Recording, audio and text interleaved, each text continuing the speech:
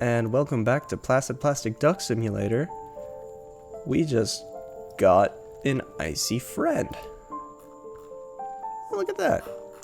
Well, let's carry on where we left off. Our party is heading towards the mountain cave as per the old man's directions. While they're traveling, Edgers rolls a really shitty roll. And by shitty, I mean a 5. So Edgers' roll here, you'd think she'd be doing better. She falls into a snare trap. So her leg gets caught, she gets picked up, she goes into the trees. They're all like, huh, huh, wah, gah. What happened? Starsky just pulls her out, and they're like, oh, what, was that it? But no, it wasn't it. 3 small, I can't click these, 3 halflings wearing, sorry, no, let me restart. 3 goblins pop out, bickering at each other. Let's see. Let me get my goblin voice. Let me go goblin mode. Paul, you're supposed to catch it. What's going on? George, it has nothing to do with me. You set the trap wrong. John, Paul, George. Start pointing fingers at each other. And Charles is like, hey. First of all, the trap worked perfectly. What are you guys talking about? And like, whoa. We're the goblins? Like, yes, I know you're goblins. No, we're the goblins. Never heard of us. We're musicians. And, Daisy, since she's been, kind of traveling for a while, she was like, oh, no, yeah, I think I have heard of the goblins. I didn't realize they were actually goblins. I thought it was like a play on like their music type or their attire or something. No, we're actually goblins. Why would you think that? That's weird. Like, no, we wouldn't expect goblins to be bards. That's weirder. And so while they're bickering, Daisy picks back up with wait, I thought there were 4 of you. Like, oh yes, we lost one of them. He fell victim to a snare trap. Like, oh man, I'm so sorry. And he's like, hey, I'm up here. And they're like, oh, wait, what? And he's actually just up there and like, I thought you said you lost him. Yeah, it was like about 10 minutes ago. I couldn't find him anymore. Never thought to look up. Turns out he was knocked unconscious, so Starsky's like, huh, and pulls down Ringo, the goblins, and they all sound like this. A chance encounter, a bit odd. They don't know why these snares are there, probably to catch rabbits or other things, but they shouldn't be set on roads, so there's that. Or trails. It's on a trail. They get all these bindings and stuff off like their legs and stuff. They hang out for a bit. They talk. The goblins are like, oh yes, weird stuff's definitely been going on around here. We don't know why, but something weird is going on. I think it's from a cave right over there. Turns out it was the cave they were looking for. It was very, very close to where they got caught, which made it even more suspicious.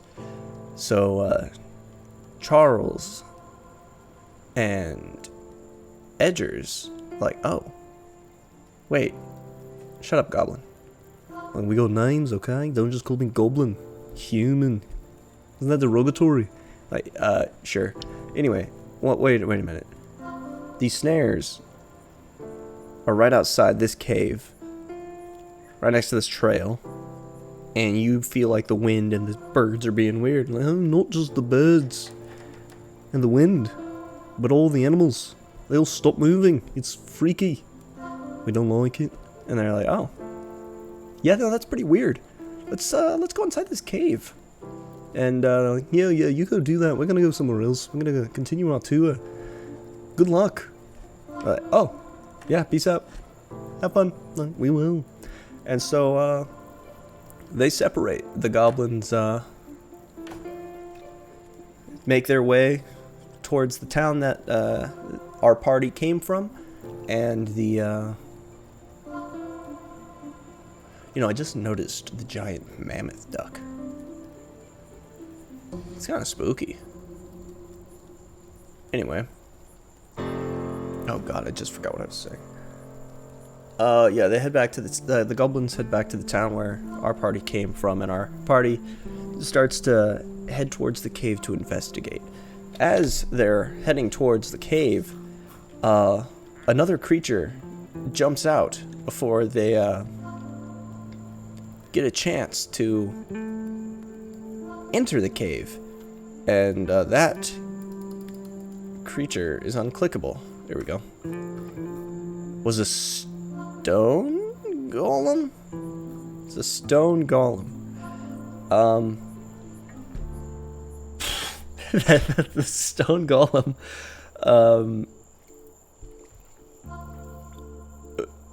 falls from the upper section of the rock, the stone wall above the cave.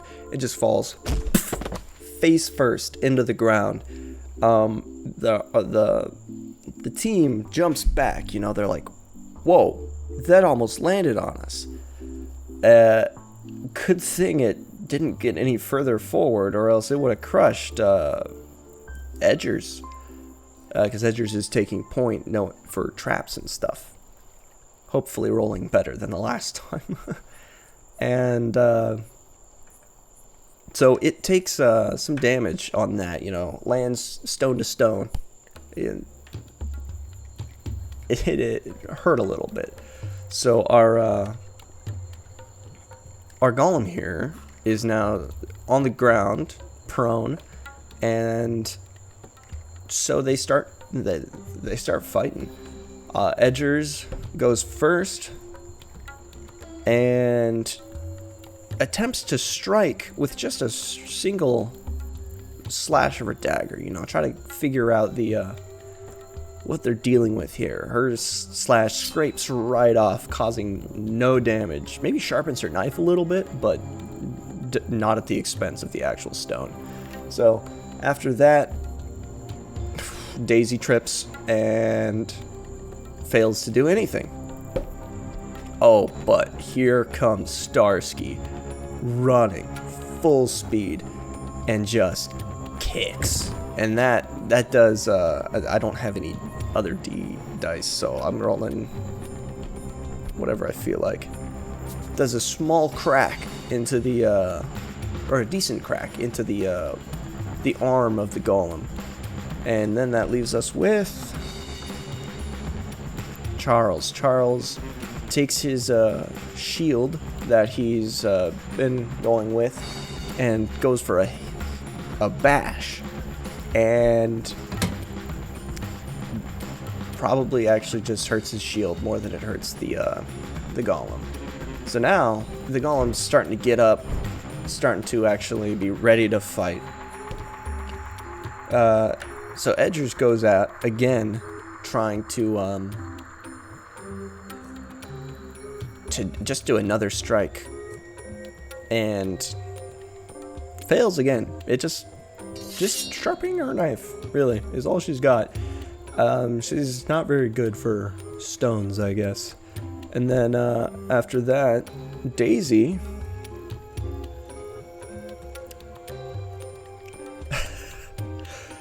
picks herself up from her trip, as it wasn't a very...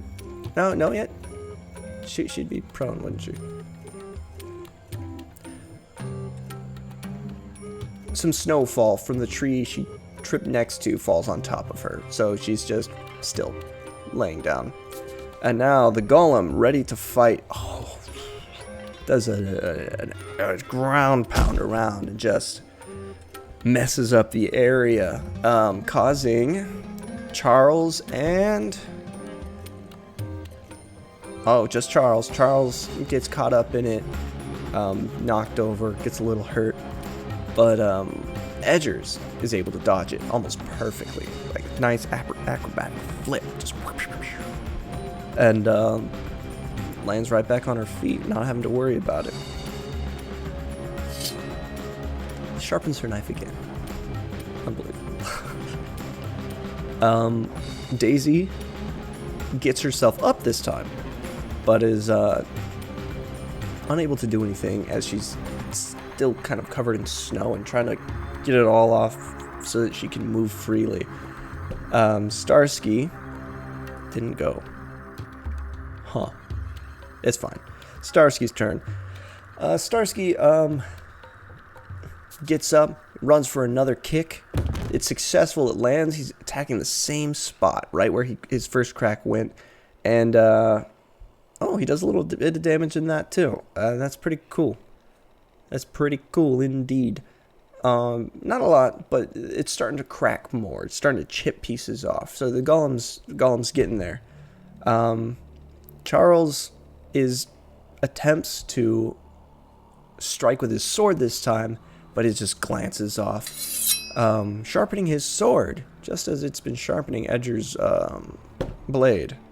Edgers, with a sharp blade, however, is able to slice right through the... Oh, wait, no. Sorry. Land a strike.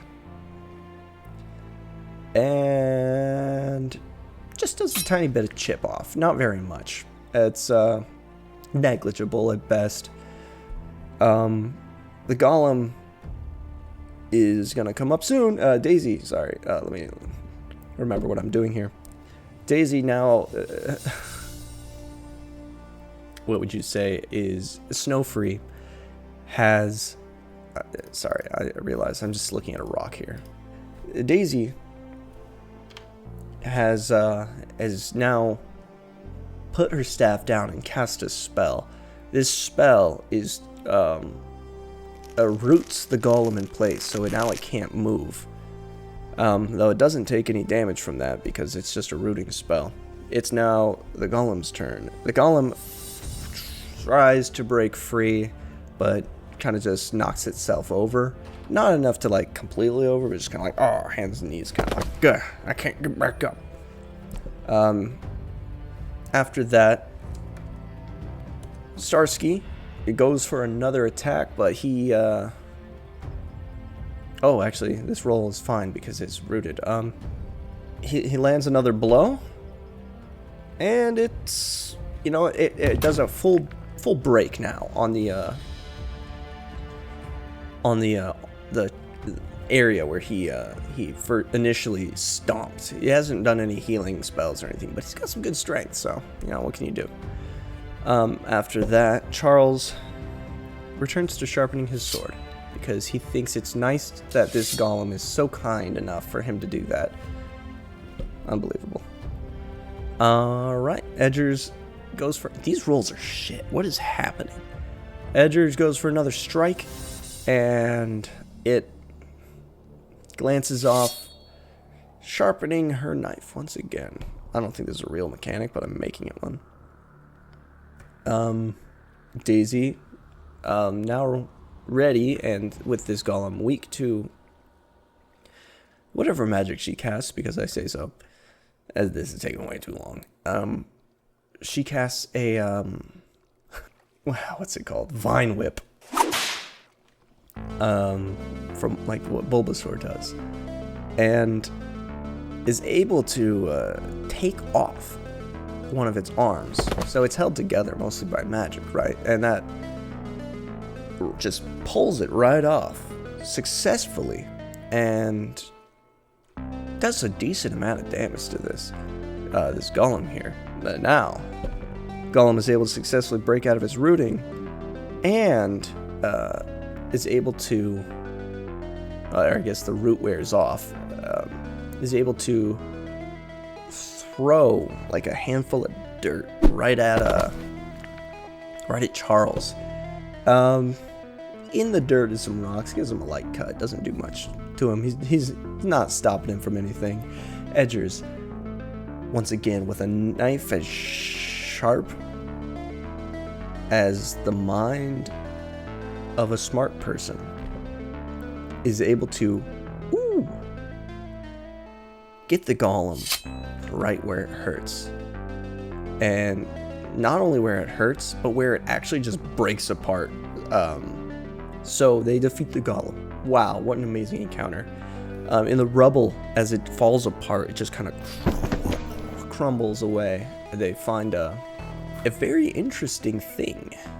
A frozen person. Frozen in ice that was previously encased in this golem's body.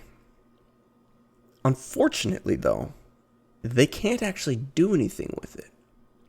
None of them know fire magic, and they don't feel comfortable trying to burn this person free. So they're like, we'll just leave him here. I'm sure it'll be fine. And so they do, and they decide it's time to adventure into the cave. They're looking around. They got a torch. Torch wouldn't be useful for melting the ice here, by the way. It was just a regular torch. With Edgers taking point, dodges a trap, informs everyone else about it. No one else gets caught. And they're looking through. They're finding strange markings all along the cave wall. Not a lot of lit up stuff, but like no torches on the walls. But some of these markings have a bit of a glow around them. And they touch them, as you do for some reason. Like you see a marking, you just go, ooh, what's that? And you touch it. Edger's looking at the one she's looking at, while the rest of them are all looking at their own respective ones. Hers activates on her hand touching. Charles and Daisy and Starsky all look over because it makes, a noise, that magic noise of shwing, and a small gap opens up on the wall right below where that marking was. And so Edgers takes a look at it and sees there's a mechanism inside. A mechanism with these dials on them. There's 4 dials, each one on a pentagram. And so they're trying to see what they are. And so Charles holds up his torch to it. They can get a better look. Some are... They look like they're made of different... Well, they're made of carved pieces of wood. They're dial knobs, whatever, right? And they... etched into them are different animals.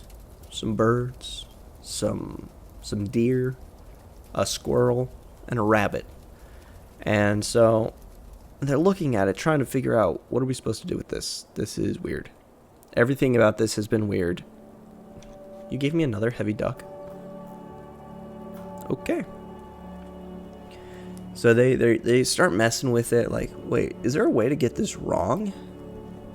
And there was. However, they didn't. They just kind of messed with it for a while to nothing happening. Until,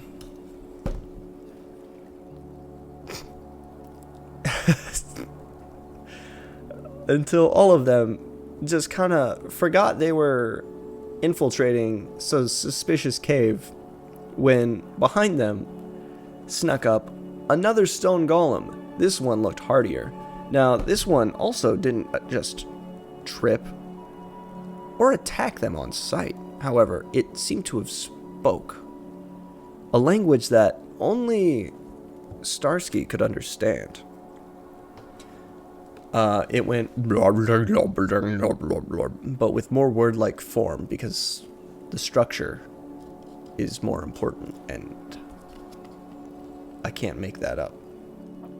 They all turn around, they look at it, they're like, whoa, where the hell did that come from? How did we not see this? They all look at Edgers like, you're supposed to be good at looking at things. And Edgers like, I have no idea. And so, as it goes, Starsky's like,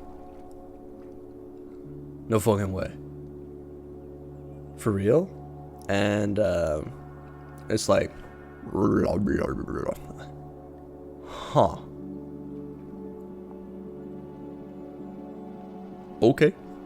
And so Starsky turns around, crouches down really low, and so low that he actually can't crouch down anymore. He literally just like lays on the ground in front of this opening and aligns all of the shapes to exactly how they're supposed to be, perfectly, with no issues. And they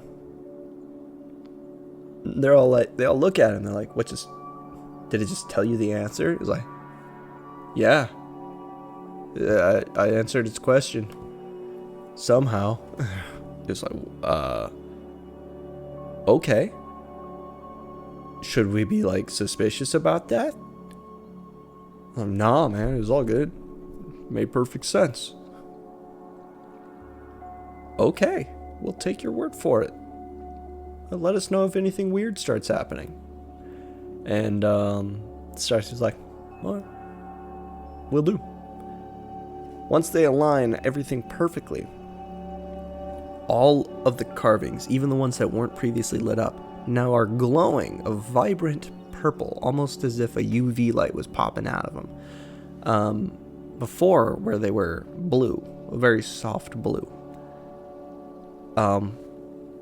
As each carving lights up, the area they're in swirls with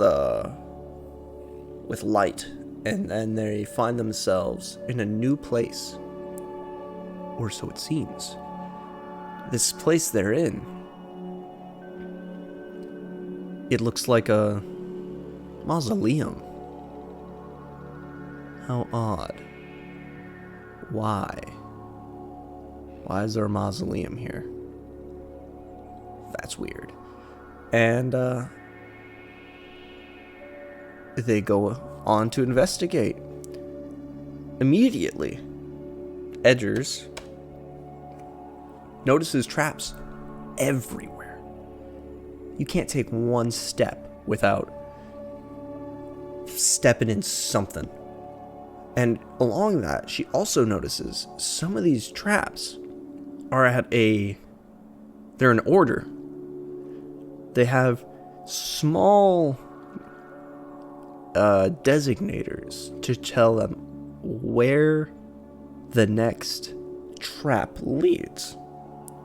Which is kind of weird for traps. You think they would all just hurt you. So, testing, she goes on the first floor tile that she sees looks weird and pointing at something. And nothing happens. So, trying to follow, she tells the hey, y'all, just don't move. Let me take care of this. This place is a landmine. It is a landmine. Do you guys know what landmines are? They're explosives that you step on, they go boom. They're like, oh, I didn't know that was a thing. What's a mine? They're like, it's the explosive part. Like, I thought that was just a diggy hole for metal. They never dealt with mines before. But Edgers goes through and she deactivates one at a time. And then she notices a branching path between some of them. She's like, what the hell am I supposed to do with that? And she just goes, I'm gonna follow the path I was on. And so she does, eventually getting to the end and deactivating all the traps. They all go up, and then magically they go and flip over, revealing plain tiles and a nice kind of artistic mosaic. Mosaic is of nothing specific, it's just nice looking. Pretty neat. So, as they explore freely throughout the mausoleum, being careful not to touch anything, as there are still traps active, it was just the floor that got deactivated. They hear a sound coming from behind one of the walls. And it's just getting louder and louder and louder until it's finally just punching the walls. It's just like the whole thing. The whole room's shaking. Pillars are wobbling, which they shouldn't do because they're rock. You know, and rock's not supposed to wobble, but it shows just the shoddy craftsmanship of this mausoleum. And it's probably actually pretty new from a rising and aspiring architect who's trying something new, but they kind of failed with their stone alloy concept. They're better off probably using metal, as then the wobbling would at least be normal. Stone wobbling, not normal. That stuff's supposed to crack and break. But regardless of that, the thumping and the louding and the breaking finally breaks through the wall, and they find this previous golem that they had talked to before. You know, the one that looked all marbly and didn't fall on its face. And it goes, oh, you made it. And they're like, oh, we can understand what he's saying. And they're like, well, what is this place? Like, it's my house. I live here. Like, oh, how did we get here? So I invited that big guy if you guys wanted to hang out, you know, and so I told him how to get here.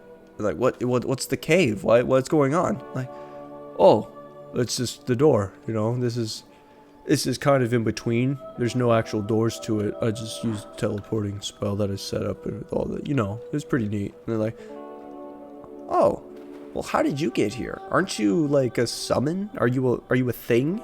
Like, you just can't just naturally be here. It's like, oh yeah, no, I was made. I was definitely made, but I wanted to get away from that guy who's kind of an ass. He's really rude. I wanted to do bad stuff.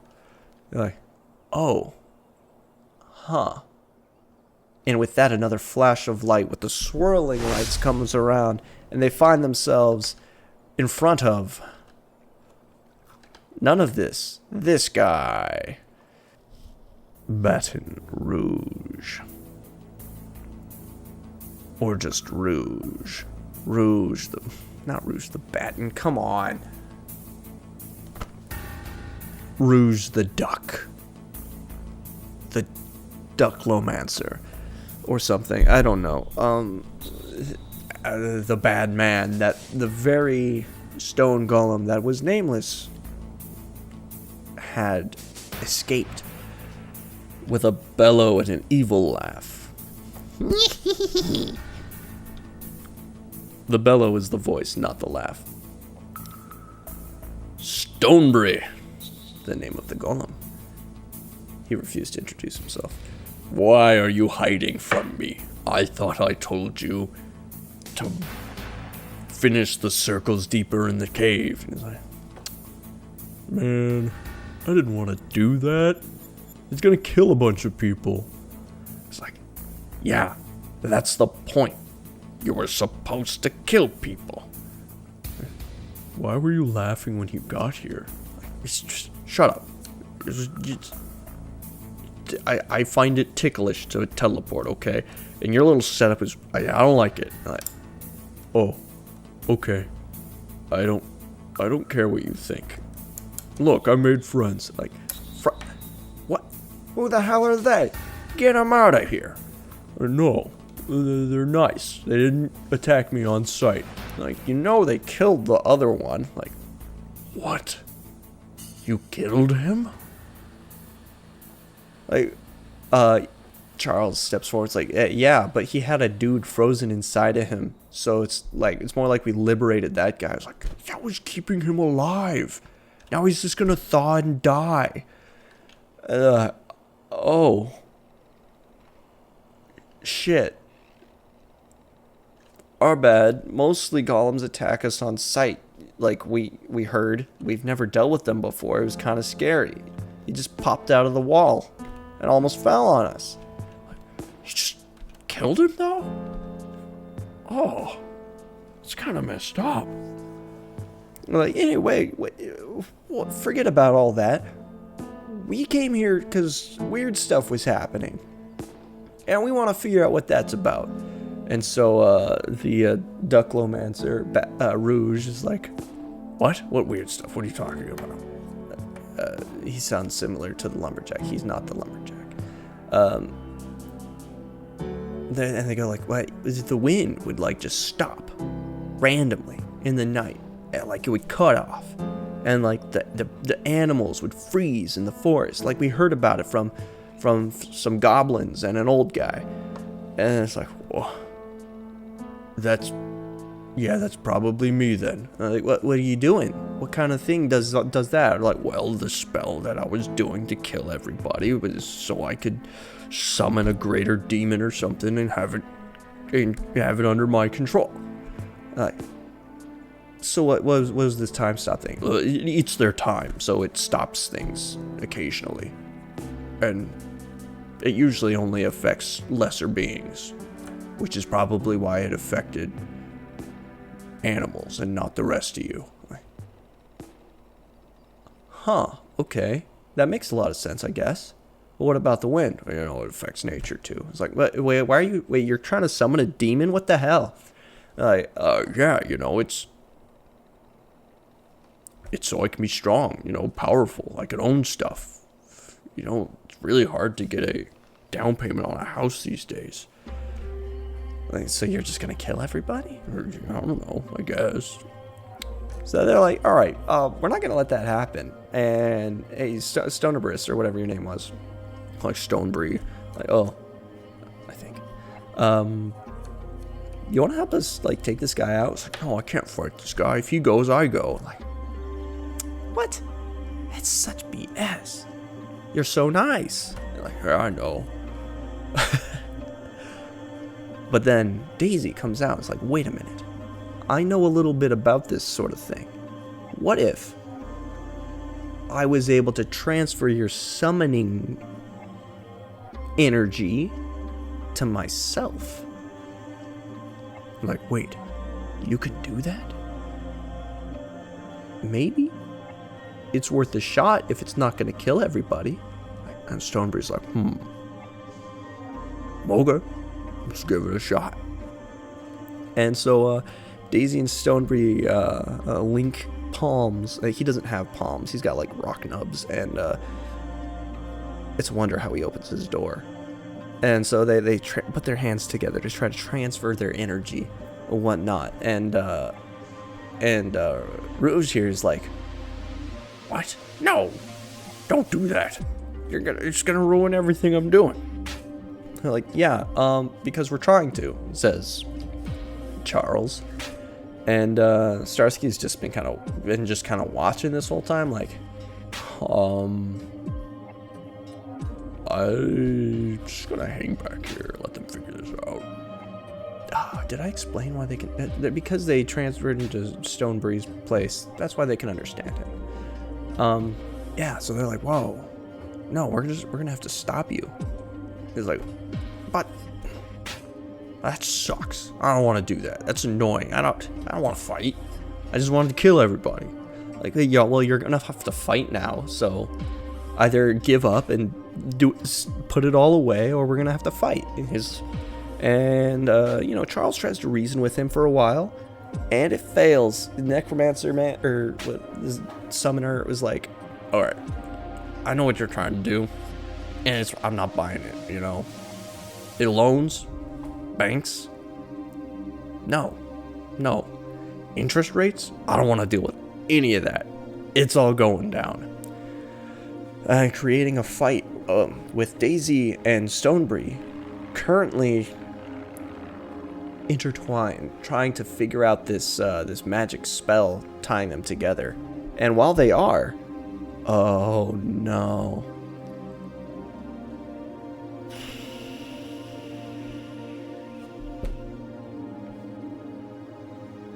Well, I can save this. Stonebree crumbles, and everyone's like, yo, what are you doing? Rouge is like, you just killed him. And she's like, no, wait, I got this. And picks up a tiny clump of the pieces that he just came from or broke into. And it's a tiny version of Stonebreed. And so they're like, oh my God, he's so small. And so he lives, but he's not able to fight. He's more of a pet now than anything. He's like, whoa, this is so much smaller. I've never been so small. And Daisy's like, you know what? It's kind of cool and adorable. So you're going to stand on my shoulder. He's like, okay. And so he does. And they're like, all right, it's fighting time. We're going to take out Rouge, and you're going to stop trying to kill everybody. He's like, fine. And so, let's see. So now, Daisy and Stonebreed, they go in, they lead for an attack. Daisy tries her vine whip attack, and it whacks the Rouge right in the arm, and causes him some like rope burns. Really, it's kind of ow, that hurt, and he responds pretty bad. He uses just magic missile and just like, and it lands perfectly right onto Daisy. You know, it's a reactionary attack, and it's not a literal reaction attack, but it's just how he responds to the fight. Hits her right in the face, but it just kind of goes and like bounces off. It more or less startles her, like someone just slapped her. And she's like, oh, wow, rude. Okay. Charles then goes over, takes the flat part of his sword and just whack right in the leg, causing some minor damage. Gets him like a bruise, like he was trying to kick a soccer ball without shin guards. It's also really cold out, like so the soccer ball is almost half frozen because of like a mix of dew and it's cold out, and it's just like, so it's like kicking a hard plastic soccer ball or football. And so yeah, it hurts him. He's like, God, what the? It's bullshit. Starsky runs for a charge, and he just kind of misses. Rouge is like, whoa, can't catch me. Why am I unable to move around? And he just kind of goes, woo, missed me. Starsky's like, damn it. And then leaving Edgers to take a quick lunge. Her knife is still pretty sharp, by the way, and she does a solid cut on Rouge's arm here. Is like, no, that hurt. Gah, gah, gah. And it does that for like 2 seconds before Daisy's like, oh yeah, that's right. Let me hit him. She tries another whip attack, and it misses. He's like, right at the right time, and just whoosh, whiffs right past him. But now he's kind of regained his composure. He's like, gah, you dirty thief, I'm gonna miss. And he just misses. And Edgers is like, nerd, laughs at him for being stupid. And then Charles is like, alright, time to do this again. Does another slash and completely misses. It just doesn't work at all. And Starsky slips and falls and is now prone, leaving Edgers for another strike, but Edgers just goes for a swing, and Rouge is like, oh, do you think I didn't know any kind of martial arts? And just does a judo, whoa, and just kind of throws her as she goes for a lunge, And he just grabs her arm, pushes under her, under the shoulder, kind of right here, and just flips her over. But she is acrobatic, so she rolls out of it. Just kind of misses the encounter entirely, but it was cool looking. So cool. There's that. So then Daisy once again goes for a different move this time. Instead of using her vine whip. Did I say tail whip? I meant vine whip. Her vine whip. Instead of that, she wanted to try something else, so she used a razor leaf. And with a spinning of her staff and a slamming down, casts a razor leaf, and it goes. And with it, striking Rouge a few times, and he's like, "Oh God, leaves! I hate leaves. I hate nature. That's why I wanted a house, so I could be outside of it, or away from it." And cuts him pretty bad, actually. He's got a lot of cuts now. He's got that big slash on his arm. He's got a bunch of minor cuts all over his body, and he's like, does that a few times like he usually does, and then some of the blood actually is pooled up around him, and he just goes, slips, falls, and gets knocked out. And so the rest of them are like, "Oh damn, did we do it?" And they did. So they heal him up. Starsky's like, "Oh, I get to do something." So he heals up the Rouge, and they pick him up. They take Stonebury with them. They're like, "Hey, how do we get out of here?" He's like, "Oh, just go over to that tile there and flip it over." I'm like, "How did you do any of this with club hands?" So, "No, I figured it out." All right, leave it at that.